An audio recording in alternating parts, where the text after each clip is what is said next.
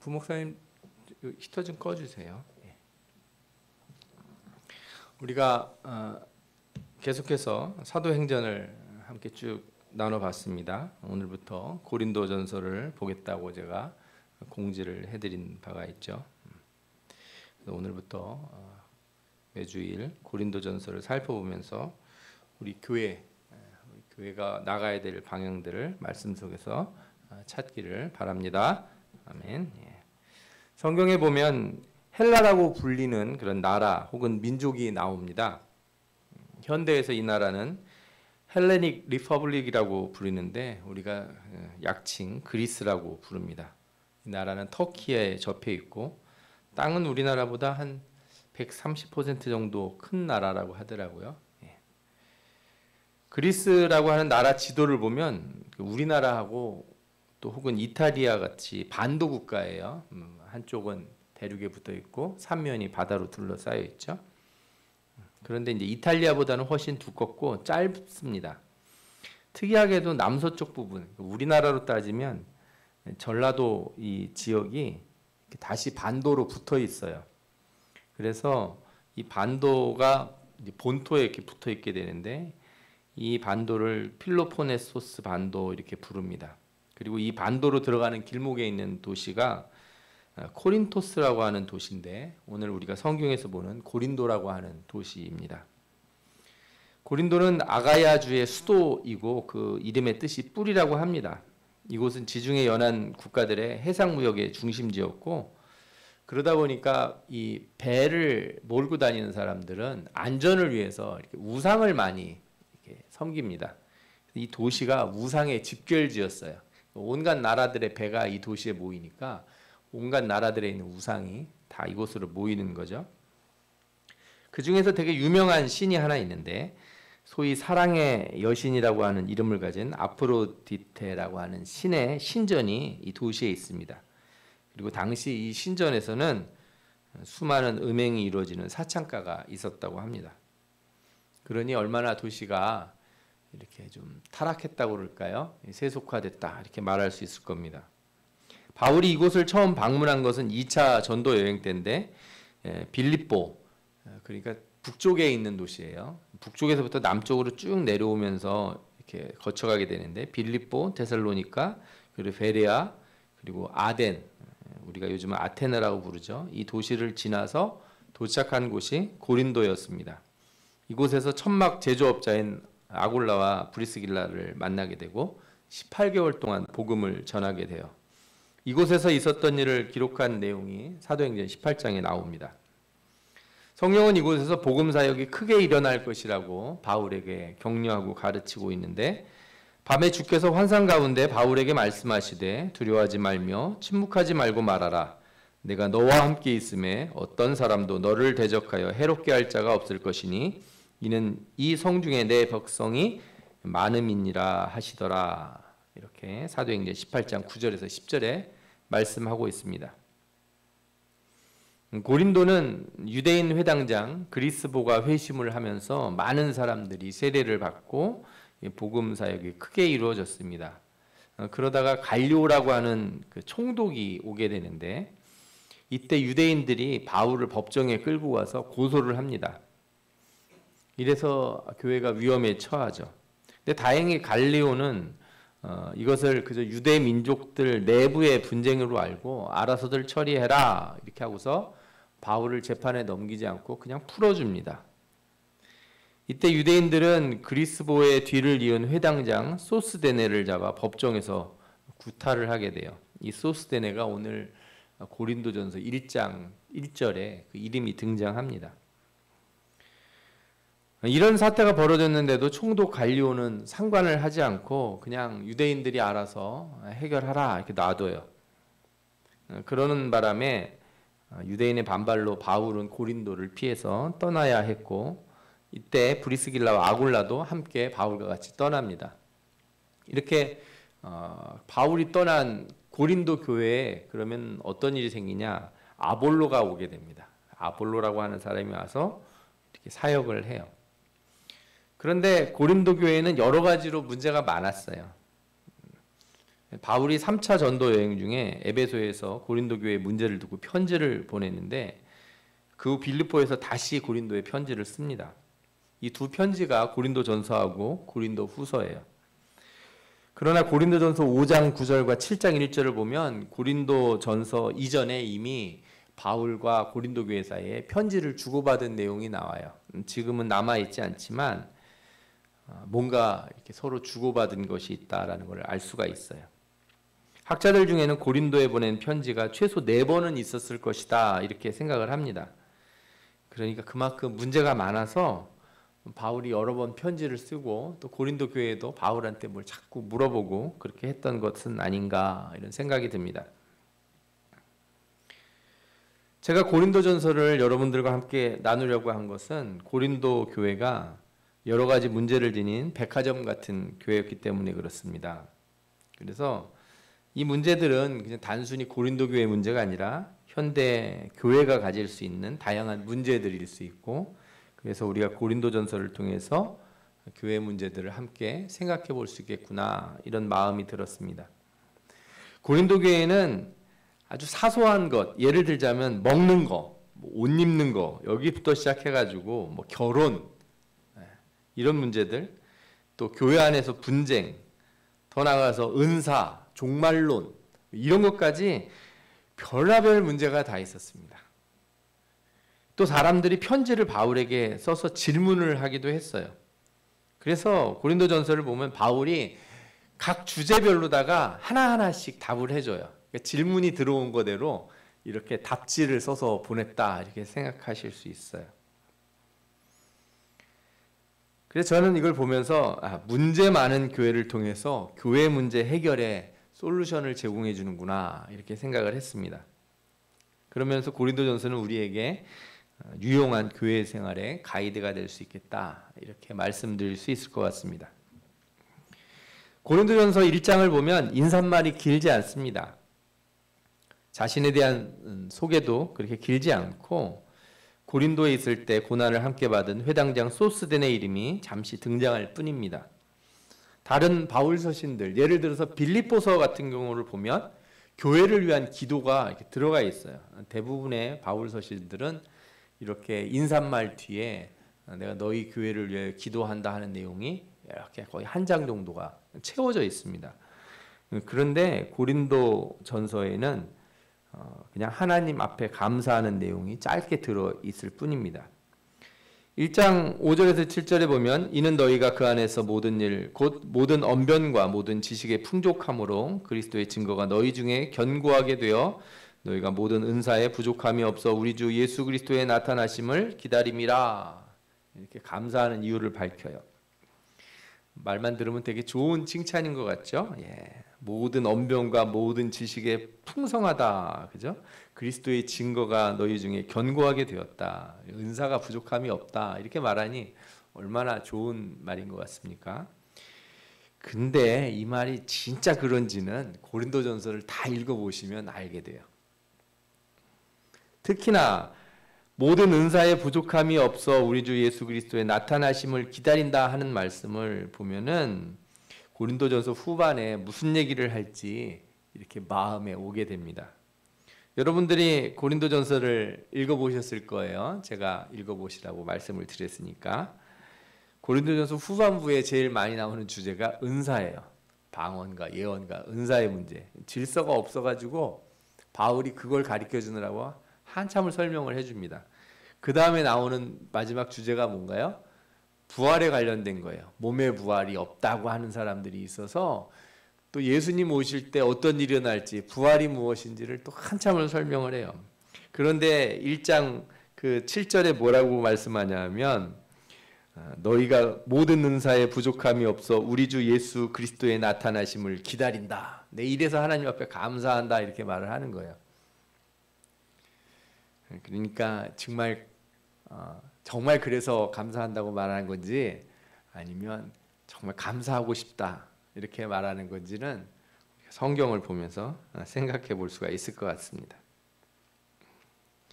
어떤 면에서 이런 말씀은 바울이 고린도 교회에 주는 최소한의 긍정적인 메시지 혹은 기대라고 할 수 있어요.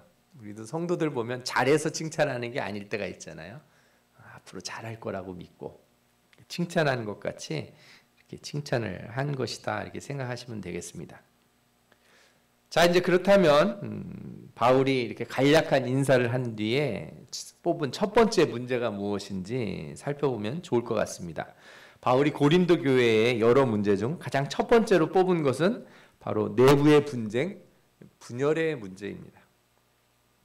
이에 대해 바울은 서두에서 강하게 말씀합니다. 형제들아, 내가 우리 주 예수 그리스도의 이름으로 너희를 권하노니 모두가 같은 말을 하고 너희 가운데 분쟁이 없이 같은 마음과 같은 뜻으로 온전히 합하라.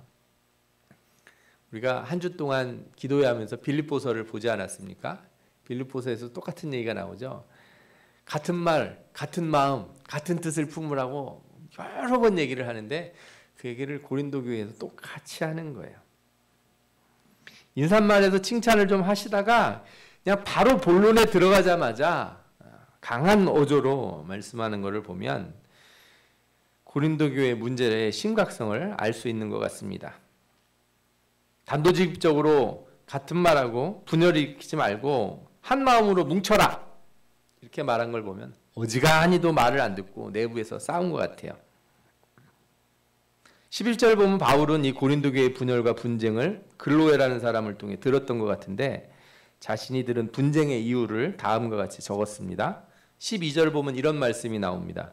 내가 이것을 말하거니와 너희가 각각 이르되 나는 바울에게, 나는 아볼로에게, 나는 게바에게, 나는 그리스도에게 속한 자라 한다는 것이니, 쉽게 말하면 나는 바울파다, 나는 아볼로파다, 나는 베드로파다, 아니다, 나는 예수님파다 이렇게 말했다는 것입니다. 무서운 일이죠? 교회에 웬 파벌입니까? 바울파라는 것은 고린도 교회를 처음 세운 사람이 바울이기에 바울을 추종하는 사람들이다 이렇게 생각이 듭니다. 아무래도 처음 개척자를 지지하는 것 많이 있겠죠. 그 뒤에 누가 왔냐면 아볼로가 왔습니다. 그런데 아볼로가 바울을 몰아낸 게 아니에요. 또 바울이 아볼로 마음에 안 들어하고 그죠? 내가 후임자 잘못 뽑았어 이렇게 생각하지도 않았습니다. 그럼 바울이 떠난 뒤에 온 사람이 아볼로예요. 그러니까 왜 이들은 이렇게 바울과 아볼로파를 만들었을까요? 성경에 나오는 이유가 있는데 표면적인 이유는 뭐냐면 아볼로의 설교적인 능력 때문이었습니다. 아볼로는 바울이 떠난 뒤 그를 이어 사역을 했던 사람인데 알렉산드리아 출신 유대인이에요. 학식과 언변이 뛰어나고 아주 똑똑한 사람이었어요. 보충 설명을 하자면 알렉산드리아는 이집트에 있는 도시입니다. 아주 큰 도시예요. 이름에서 알다시피 이 도시는 알렉산더 대왕이 세웠어요.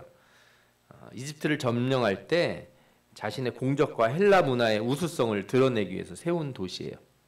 이곳에는 당시 세상에서 가장 거대하고 방대한 도서관이 있었다고 알려져 있습니다.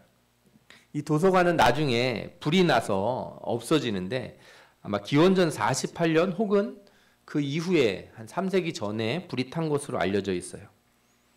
많은 학자들이 그러는데 이 도서관이 불에 타지 않았다면 뉴턴이 미적 분화를 만들기 전 한 1000년 전에 이미 그런 학문들을 만들어냈을 것이다. 이렇게 생각할 정도로 대단히 많은 자료들이 모아져 있던 곳이에요. 한마디로 말해서 지식의 마을, 지식의 도시 이렇게 말할 수 있어요. 거기서 자란 아볼로는 지식과 학식이 탁월했을 겁니다. 게다가 아볼로는 유대인이기에 유대 지혜 문헌과 또 당시의 풍유적 해석 방식이 아주 능했던 것으로 알려져 있어요. 그리고 또한 그리스 로마의 수사학이 뭐냐면 연설하는 거예요. 연설. 이렇게 대중 앞에서 막 설득하고 우리 옛날에 그런 거 많이 하지 않았습니까? 이연사 힘주어 외칩니다. 이거 우리 초등학교 때 이런 연설 대회 같은 거 하는 경우가 있었는데 이 연설하는 방법을 가리키는 거를 수사학이라고 그래요. 얼마나 논리정연하게 말을 해서 사람들을 설득할 수 있는가. 그러니까 이 수사학에 능통한 사람이었으니까 오죽 설교를 잘했겠어요. 듣는 사람들이 그냥 아볼로 설교에 쏙 빠진 거예요. 그러다 보니까 어떤 일이 생겼냐면 바울의 설교하고 비교가 되는 겁니다. 바울 선생님은 뭐 공부 좀 하신 것 같긴 한데 아니 이렇게 뭐 재밌는 얘기도 안 하고 예화도 안 들고 맨날 성경만 얘기를 하고 가신 거예요. 그러다가 아볼로가 와서 막 재밌는 얘기도 막 섞어가지고 아주 그냥 여러 지식들을 같이 막 말을 해서 설교를 해주니 듣는 사람들 귀가 반짝반짝 눈이 반짝반짝해진 거죠. 그러면 왜 바울은 그리스 로마 수사학도 잘 알고 헬라 철학도 아는데 왜 안 했을까요? 그럼 사도행전을 보면 대충 추측이 가능합니다. 고린도 오기 전에 바울이 어디서 전도를 했냐면 아덴에서 전도를 했어요. 근데 이곳에서는 유대인이 그렇게 많지 않았어요. 그리고 성경에도 나오다시피 에피쿠로스 학파, 스토아 학파 같은 철학을 배운 사람들, 이방인들이 많았다는 거예요. 그래서 바울이 아테네에서 설교한 거는 완전히 다릅니다. 방식이. 다른 도시에서 유대인들 회당 가서 전도한 것과 달리 어떻게 전도를 했냐?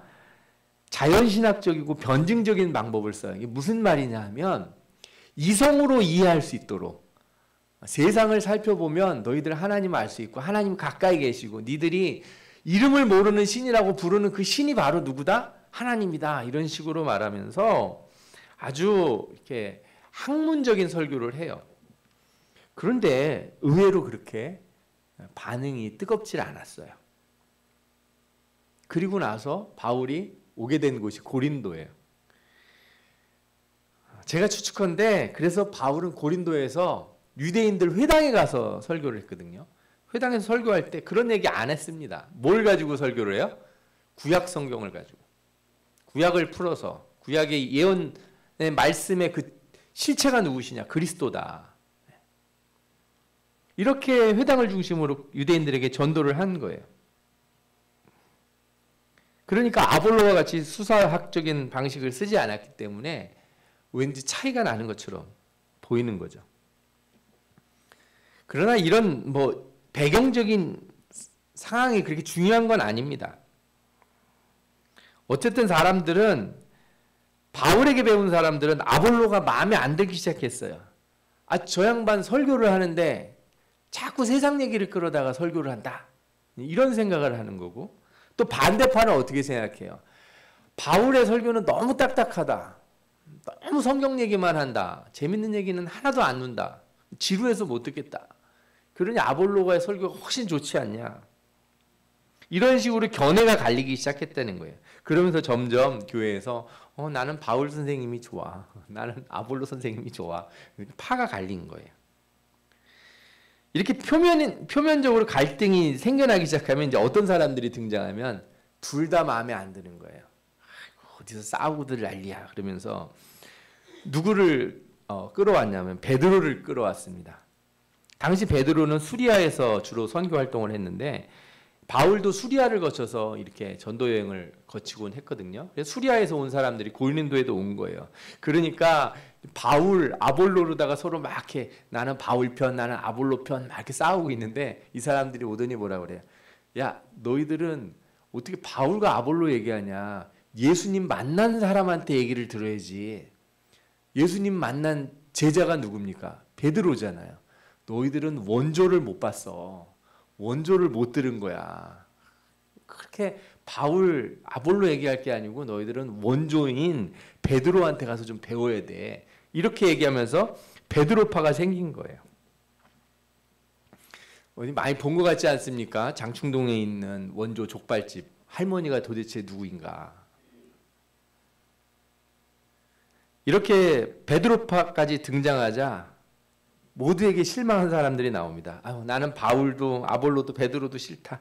난 예수만 믿으련다. 이렇게 되면 나중에 어떻게 될까요? 이제 성령님 파도 나오고 또 하나님, 성부 하나님 파도 나오고 별의별 파가 다 나오겠죠. 특별히 어떤 사람들은 바울에게 자기가 세례를 받았다. 너희들은 아볼로한테 세례 받지 않았냐. 나는 바울에게 세례를 받았다. 이거 대단한 것이다. 이렇게 생각하는 거죠. 바울이 얼마나 이것이 한심하게 보였는지 이렇게 성경에 씁니다. 나는 그리스도와 가이오 외에는 너희 중에 아무에게도 내가 세례를 베풀지 아니한 것을 감사하노라 그랬어요.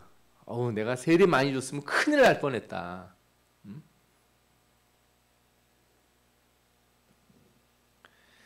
이는 아무도 나의 이름으로 세례를 받았다 말하지 못하게 하려 함이라. 내가 또한 스데바나 집사람에게 세례를 베풀었고 그 외에는 다른 누구에게 세례를 베풀었는지 알지 못하노라.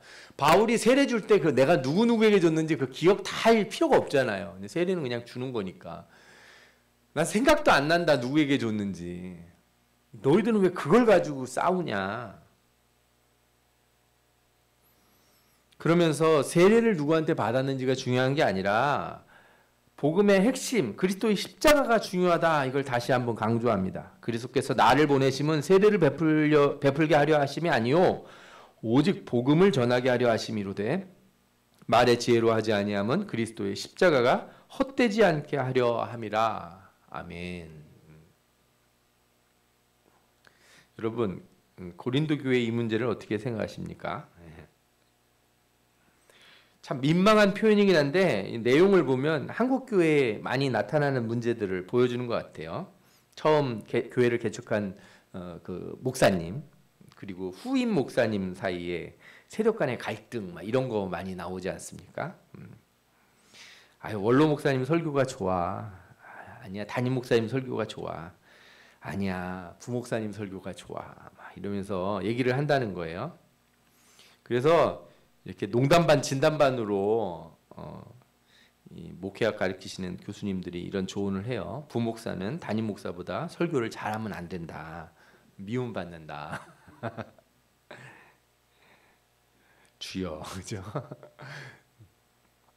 저 안 미워하니까 다들 잘하시면 좋을 것 같아요. 이런 일이 벌어지면 모두를 비난하는 양비론이 나타나요, 그죠? 그러면서 원조 논쟁이 나죠. 설교는 누가 진짜다. 진짜 설교 잘하시는 분은 누구다 하면서 이제 교회 외부에서 막 사람들을 끌어들이는 거예요. 어느 교회 큰 교회 그 목사님 설교는 진짜지. 어느 목사님이 은혜는 아주 충만하지. 이런 식으로 교회가 파가 갈리면 나중에 어떤 일이 생기냐고요. 다 싫다. 난 예수나 믿으련다 하고 신경을 끊어버리는 거죠. 나는 이런 얘기 없는 교회 가고 싶어. 이렇게. 가끔씩 이런 일로 다 교회가 분열해서 신문에 나는 경우가 있어요. 새로운 목사님은 천막을 치고 교회 마당에서 설교하고 또 이전 목사님은 또 지하실에서 설교하고 막 갈라져가지고 이런 교회가 있다는 얘기를 들은 적이 있어요. 이건 오래된 얘기입니다. 교회사를 통해 보면 아주 흔한 일이었어요. 교회 권력이 하나로 직결된다는 로마 카톨릭도 교황이 동시에 여러 명인 적이 있었어요. 그러니까 굳이 우리나라에만 있는 일이다 이렇게 생각하실 필요도 없어요. 오늘 본문에 나타난 교회의 분쟁의 문제는 그냥 한마음이 되라고 하는 것으로 이렇게 정리할 수 있을 겁니다. 누구나 다 아는 해답이에요. 그러나 우리가 모두가 아는 이 해답을 왜 사람들이 선택할 수 없는지, 선택이 잘 안 되는지, 왜 한마음 되는 게 그렇게 잘 안 되는지를 이해하는 게 훨씬 중요한 문제인 것 같아요. 답은 아는데 답을 고르기 싫은 사람들에게 제가 드리고 싶은 말씀이 있습니다. 가장 첫 번째로 이런 분쟁은 복음의 실천에 대한 고민이 없을 때 나는 대표적인 현상이에요. 앞서 말씀드린 대로 고린도 교회는 문제의 백화점이에요. 문제의 백화점. 별별 문제가 다 있어요. 입에 담기도 어려운 문제가 있었어요. 음행의 문제가 있는데 그냥 바람 피운다든지 우상 신전에서 음행을 행한다든지 이 정도 문제가 아니라 아버지의 아내를 취한 일로 교회에서 사고가 터져요. 또 이 교회 안에서 교인들은 문제가 생기면 사람을 끌고서 세상 법정으로 나가요. 재판을 받는 거죠. 막 소송 걸고. 하다못해 음식 먹는 것까지 우상의 재물을 먹는 걸로다가 서로를 비난하기도 해요. 또 결혼하는 문제, 이혼하는 문제, 안 나온 문제가 없어요. 그래 놓고 또 나중엔 뭔 얘기가 나와요? 은사, 예언 은사, 방언 은사, 어느 게 더 세냐, 이런 얘기를 하고 있는 거예요. 바울 입장에서는 진짜 속된 표현으로 환장할 노릇인 거예요. 그런데 팔을 나눈다고요?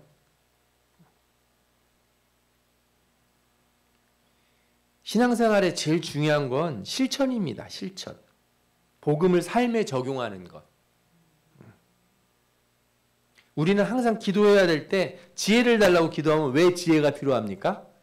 내가 어떻게 살아갈까? 이 문제 때문에 지혜를 달라고 하는 거예요. 삶의 실천에서 올바른 길을 찾는 것만큼 중요한 문제, 그보다 더 중요한 문제가 있을까요? 그런데 이런 실천적인 문제는 제쳐두고 누구 설교가 더 좋냐 마냐 논하는 건 전혀 답이 아닙니다. 여러분, 제 설교 말고도 인터넷에 가시면 훌륭한 목사님들 설교가 많이 있습니다. 우리 교회 유튜브 설교 올라간 것도 조회수는 우리 원로 목사님 설교 조회수가 제일 높아요. 우리 부목사님 설교 조회수가 더 좋아요. 예. 얼마나 이렇게 좋아하시는 분들이 많은지 몰라요. 감사해요. 그런데 그거 가지고 조회수가 높은 설교가 더 좋지. 저 교회는 막 10만 명이 들어. 저 교회는 100만 명이 들어. 그래서 많이 들으면 어쩌려고요? 뭐 하려고? 왜 실천은 안 하면서 어떤 설교가 더 은혜스러운지를 따지고 그러세요? 실천하기로 작정한 사람은 설교 들을 때 항상 아멘 하게 되어 있습니다. 감동이 와야 아멘 하고 감동이 안 오면 오늘 목사님 말씀 죽순 것 같아요. 그럴 필요가 없어요. 어떤 누가 설교를 해도 들으면 그 안에는 내가 실천할 만한 일이 항상 있습니다. 중구난방으로 어떤 목사님이 설교를 해서 오늘 주제가 뭐였지? 돌아가서 생각이 잘 안 나더라도 잘 생각해 보면 적어도 한 가지는 내가 이렇게 살아야겠구나 하는 걸 찾아낼 수 있어요. 그러니까 설교의 감동보다 중요한 건 내 삶에 실천을 하는 것이에요. 제가 여러 번 말씀드리지만 메시지가 메신저보다 중요하다는 것, 이걸 잊어버리시면 안 돼요. 메시지가 중요하지 메신저가 중요하다고 생각하는 순간 사람들은 설교자에 달라붙어요. 설교가 아니라. 좀 더 나아가면 하나님 말씀이 아니라 설교에 열광해요. 설교는 사실은 뭐라 그럴까요? 나쁘게 말하면 MSG 같은 거예요. 어떤 목사님은 라면 스프 같은 거 안 넣고도 맛있게 요리하시는 분이 있고 어떤 분은 요리 실력이 없어서 꼭 이렇게 미원이나 이런 걸 넣어야지만 되는 경우도 있어요. 그러나 여러분들 동태탕 끓이면 핵심 재료가 뭐예요? 동태죠. 미원이 아니잖아요. 근데 자꾸 미원만만 생각하면 어떻게 해요?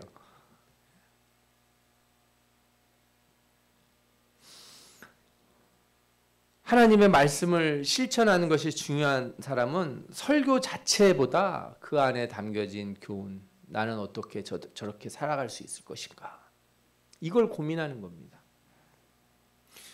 누가 설교를 했냐, 언제 설교를 했냐, 어느 교회에서 설교했냐, 큰 교회냐, 작은 교회냐, 유명한 목사님이냐 아니냐, 그런 거 따질 이유가 하나도 없다는 거예요.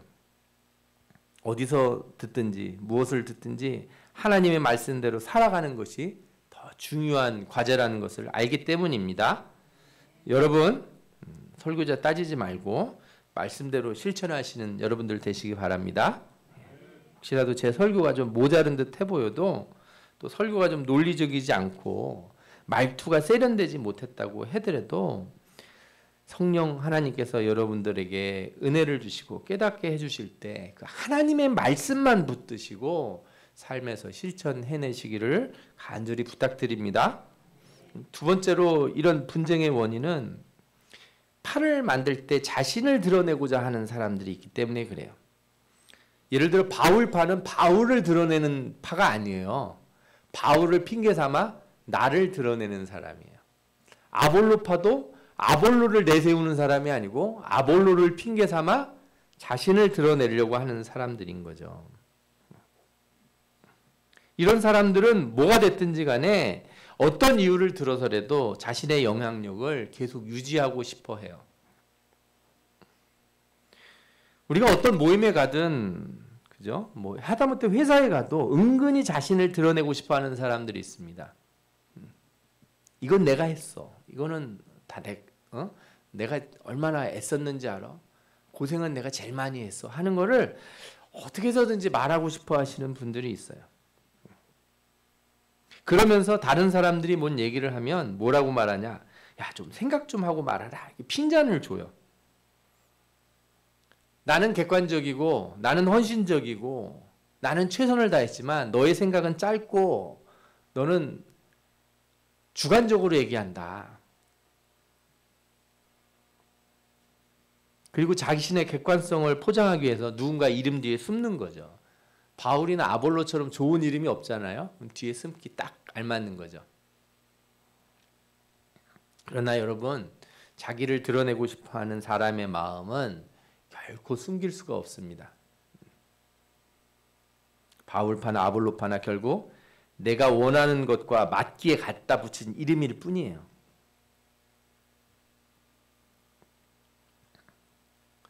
또한 사람들이 너는 누구 편이나 이렇게 말할 때 그들이 메시지를 안 듣고 어떤 말을 하는 사람인지 이거를 살필 때가 훨씬 많습니다. 그러니까 내가 무슨 얘기를 해도 저 사람의 말하는 내용은 안 들어요. 뭘 들어요? 아, 저 사람 저렇게 말하는 거 보니까 누구 편을 따라가는 것 같구나. 이런 생각을 하는 거죠. 이게 어떤 내용이에요? 그저 상대방의 그 의도는 생각 안 하고 내가 싫어하니까 혹은 저 사람이 나를 싫어하니까 뭐라고 말하든 그냥 이렇게 다 덮어버리고 편견을 가지고 볼 거라고 이미 생각을 해버리는 거죠. 이런 상황이 펼쳐지면 상대방을 진중하게 설득하려고 하지 않아요.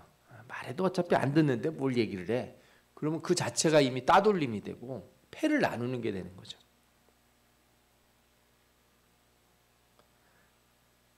들으려면 듣고 말라면 말아 이런 태도는 사실은 잘 알고 보면 내가 대단하다 이렇게 말하는 것과 다를 바 없습니다. 내가 말하는 메시지가 정말 중요한 거라면 우리는 절대 그런 태도로 얘기하시면 안 돼요. 진중하고 성실한 태도로 말해야 됩니다. 그건 왜 그러냐면 나보다는 내가 말하는 이 메시지가 훨씬 중요하기 때문에 그래요. 설교도 그러하고 전도도 그러합니다. 교회 안에서 가지는 어떤 선한 의견과 주장도 그러해야 합니다. 그래서 뭘 얘기할 땐 내가 아니라 하나님의 좋은 뜻, 하나님의 말씀만 드러내도록 항상 애쓰는 우리 자신이 되어야 될 줄 믿습니다. 마지막으로 분쟁을 통해서 하나됨이라는 게 성취되지 않는다는 것을 우리가 분명히 알아야 됩니다. 여러분들 싸워서 누군가를 완전히 굴복시키면 하나가 될 것 같습니까? 제가 부부싸움 잘하는 법을 여러분들에게 알려드릴게요. 부부싸움을 해서 상대방을 당신 잘못했으니까 빨리 잘못했다고 말해! 이렇게 해가지고 굴복시키면 절대 좋은 관계가 안 돼요. 불가능합니다. 남을 내 앞에 무릎 꿇혀놓고 그 사람과 영원히 같이 살겠다고요? 한 침대에서. 그거는 있을 수 없는 일이에요. 사람의 마음을 세워주고 피할 길을 열어줘야 돼요. 그게 좋은 방법이에요. 이 정도 이렇게 해가지고 이 사람의 자존심이 상하지 않은 상태에서 나한테 사과도 하고 좋게 넘어갈 수 있는 길을 찾아서 얘기를 해야지 사람을 막다른 곳으로 막 밀면서 싸움을 하면 그거는 나중에 큰 상처가 됩니다.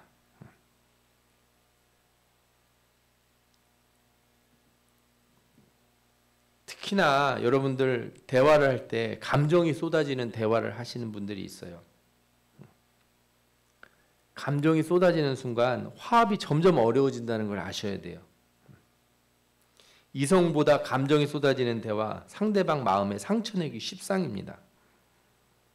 예를 들어서 교회에서 그게 무슨 목사야, 그게 무슨 설교야, 그게 무슨 권사고, 그게 무슨 장로야, 집사야 이렇게 말하는 순간 뭐가 돼요? 이 상처는 아물기 어려워져요. 그렇게 해서 사람을 꿇어앉히고 무릎 꿇히면 그러면 교회가 하나 될 거라고 생각하는 거는 불가능한 생각이에요. 가정 안에서도 마찬가지예요. 많은 부모들이 자녀들에게 하는 실수가 그거예요. 네가 잘못했다는 걸 인정해. 그래서 막 꿇어앉히고 그렇게 가면은 자녀가 내가 잘못했습니다 해서 완전히 변할 거라고 생각하시는데 그런 일 잘 안 일어납니다. 여러분들이 그거 어디서 보시면 되냐면 정치하시는 분들 보시면 잘 알 수 있어요. 저는 그렇게들 서로를 헐뜯으면서 어떻게 웃으면서 사진 찍고 웃으면서 같이 밥을 먹을 수 있는지 이해를 못 하겠어요. 저는 북한에서 하는 그 방송에 나와서 하는 그 아나운서 있잖아요. 여자 아나운서. 저는 그런 말을 들으면서 저는 절대로 저쪽 편하고 친하게 지내고 싶은 생각이 이만큼도 안 드는 거예요. 불쌍하다가도 그 뉴스만 들으면 화가 너무 나는 거예요. 어떻게 말들을 저렇게 하지? 그렇게 말을 하면 평화가 만들어지고 서로 화합할 수 있는 길이 있다고 생각하는 건가? 세상에서도 그런데 교회 안에서라면 더 그러겠죠. 여러분, 결코 내 주장을 관철시킴으로 하나 된다는 건 없습니다. 하나됨이란 내 중심과 너의 중심을 모두 포기하고 그리스도 중심으로 가는 것입니다. 이 얘기를 또 오해하지 마십시오. 양비론이라고 너도 나쁘고 나도 나쁘다 이런 얘기가 아니에요. 우리는 하나 되기 위해서 과연 하나님이 원하시는 건 무엇일까? 내가 말하는 것이 과연 하나님이 원하시는 것과 얼마나 가까울까? 항상 조심스럽게 얘기를 해야 돼요. 내가 아무리 생각해봐도 내가 말한 게 제일 옳은 것 같아도 어떻게 해야 돼요? 조심스럽게. 이렇게 하면 어떻을까요? 이렇게 말하는 게 낫지. 그런 어디서 생각도 별로 안 하고 말이야. 아는 것도 없으면서 경험도 없으면서 나이도 어리면서 막 이렇게 서로를 막 찍어 누르면 하나됨이라는 건 진짜 물 건너가기 쉽습니다. 사람 마음에 상처만 나와요. 그래서 기도하는 사람들은 항상 하나님, 제가 가는 길, 그 하나님의 뜻, 내게 주신 하나님의 기쁘신 뜻이 내 소망이 되게 하여 주옵소서. 아멘.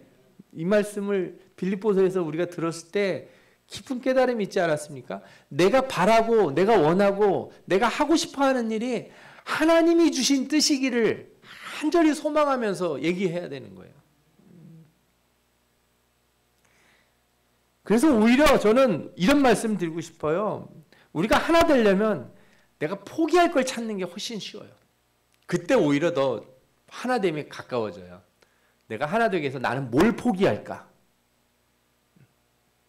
나는 교회가 하나 되기 위해서 나는 뭘 희생할까? 이걸 생각하는 편이 훨씬 좋은 방법이라는 거예요. 그렇게 될수록 하나됨이 가까이 있는 줄 믿습니다. 고린도서 1장 10절에 형제들아 내가 우리 주 예수 그리스도의 이름으로 너희를 권하노니 모두가 같은 말을 하고 너희 가운데 분쟁이 없이 같은 마음과 같은 뜻으로 온전히 합하라. 아멘. 한 마음 되라고 3번이나 말씀하신 것 잊지 마시기 바랍니다. 사람이 아닌 말씀을 우리 중심에 둡시다. 하나 될 때 오직 그리스도의 십자가를 중심으로 뭉쳐서 예수 그리스도만 드러내는 우리 정금교회가 되시기를 축원합니다. 아멘. 기도하